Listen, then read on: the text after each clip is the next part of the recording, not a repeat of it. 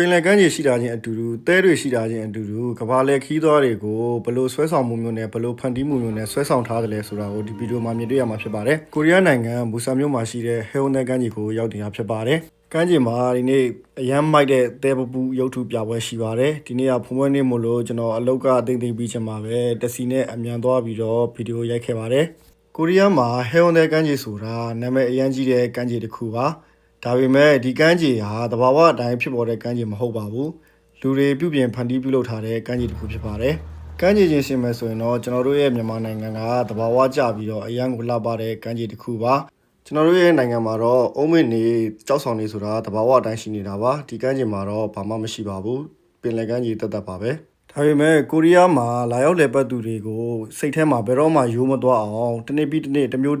ပွဲတွေစီစဉ်ဖန်တီးလေးရှိပါတယ်။ပင်လယ်ကမ်းခြေရဲ့အမှုပညာရှင်ရဲ့အမှုပညာလက်ရာရဲ့ပေါင်းစပ်လိုက်တော့ဒီကမ်းခြေဟာလူတွေနဲ့အရန်ကိုစီကားတဲ့အရန်ကိုလေပတ်ချင်စရာကောင်းတဲ့ကမ်းခြေတစ်ခုဖြစ်သွားပါတယ်။ဒီတဲပုံရုပ်ထုတွေကိုကိုရီးယားကအမှုပညာရှင်တွေမကဘဲနဲ့နိုင်ငံတကာက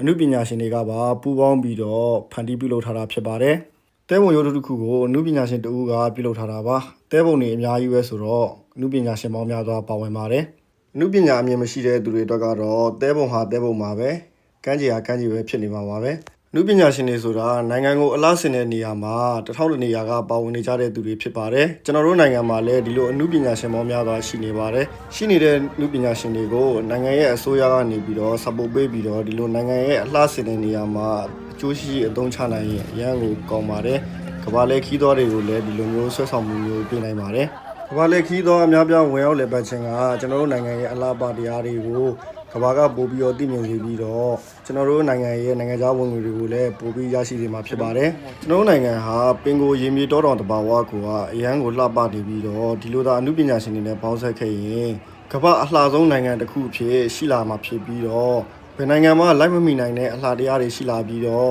ကမ္ဘာလေခီးသွားတွေကိုအများပြားပို့ပြီးဝင်ရောက်လာစေမှာဖြစ်ပါတယ်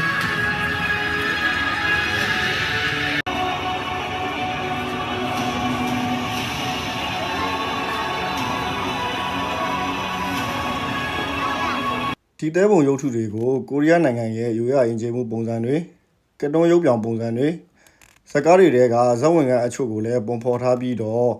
အဘာတာဇကားတွေကဇက်ကောင်ရုပ်ထုလည်းပါဝင်ပါတယ်လက်ရာတွေကအရန်ကိုမိုက်ပြီးတော့အရန်ကိုအသက်ဝင်ပြီးတော့အနုစိတ်အသေးစိတ်အထိကိုခက်ခဲလှုပ်ဆောင်ထားကြတာပါဒီဖုံဝဲနေ့ကအလုပ်ပွင့်ရလည်းဖြစ်ပြည့်ရရှင်တွေလည်းမတိုက်တာမဟုတ်လို့ကိုရီးယားမှာရှိနေတဲ့မြန်မာတွေလည်းလာလည်ပေးကြမှာမဟုတ်ပါဘူးဘူဆန်မြို့နားမှာနေတဲ့သူအချို့လောက်ပဲလာပြေးကြလိမ့်မယ်လို့ထင်ပါတယ်လာမလဲဘူးတဲ့သူတွေအတွက်ရောကိုရီးယားမှာရှိနေပြီးလာမလဲပြစ်ကြတဲ့သူတွေအတွက်ပါကြည့်လို့ရဖို့အတွက်တင်ပြပေးလိုက်ပါတယ်အဆုံးထိကြည့်ပေးသွားကြလို့ကျေးဇူးတင်ပါတယ်